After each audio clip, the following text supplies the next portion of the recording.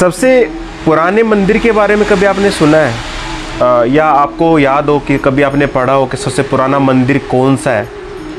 तो मैं बताता हूँ, मेरे हिसाब से अगर मैं बात करूँ जितना मैंने अभी तक पढ़ा है, तो सबसे पुराना मंदिर जो है ना वो सोमनाथ मंदिर मेरे को लगता है।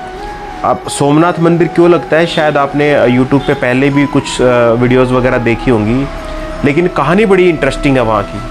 अब कहानी क्या है कि सोमनाथ जी जो सोमनाथ का जो ज्योतिर्लिंग है वो सबसे पुराना ज्योतिर्लिंग है, सबसे पुराना मंदिर भी वो कहलाता है।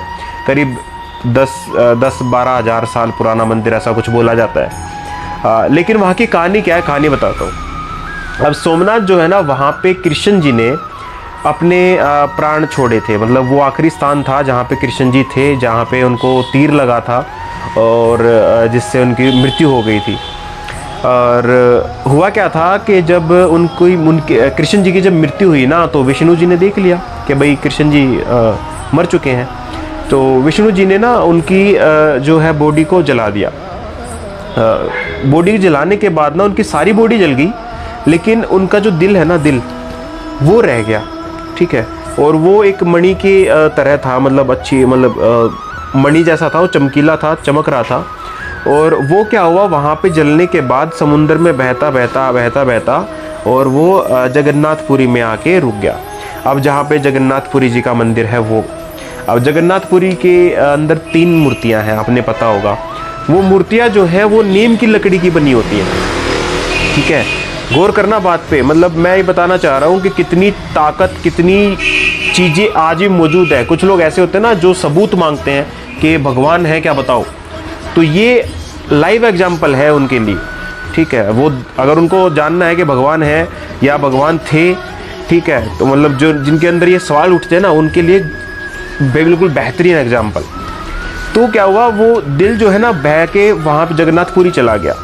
अब जगन्नाथपुरी में 3 मूर्तियाँ हैं, कृष्ण जी की है और उनकी भाइयों की है, और वो, ठीक है।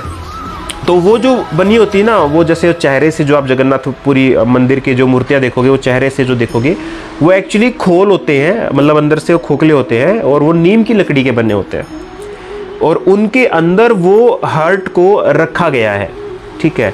अब जब भी समय आता है ना, 7, 8, 10 साल बाद, जब भी उन लकड़ियों को चेंज किया जाता है, तो उस दिन, जिस दिन वो चेंज करने का जो टाइम होता है ना, जो पंडित उनको चेंज करता है, उनके हाथों में ग्लव्स पहना दिए जाते हैं, आँखों पे पट्टी बांध दी जाती है और पूरी जगन्नाथपुरी की लाइट काट दी जाती है कि भाई कोई भी उसको देख ना पाए।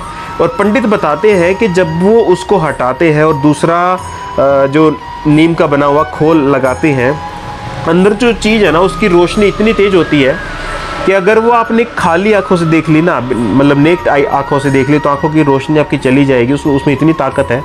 और जब उसको छूते हैं तो मतलब कुछ वो एक तरह से दिल धड़कता है ना, जैसे ऐसा फील होता है वो आज भी धड़क रहा है। वो कृष्ण जी का हार्ट है एक्चुअली। जगन्नाथपुरी की मंदिर में जो मूर्ति है नीम की बनी हुई खोल के, उसके अंदर जो रखा जाता है वो कृष्ण जी का हार्ट है, वो आज भी धड़क रहा है।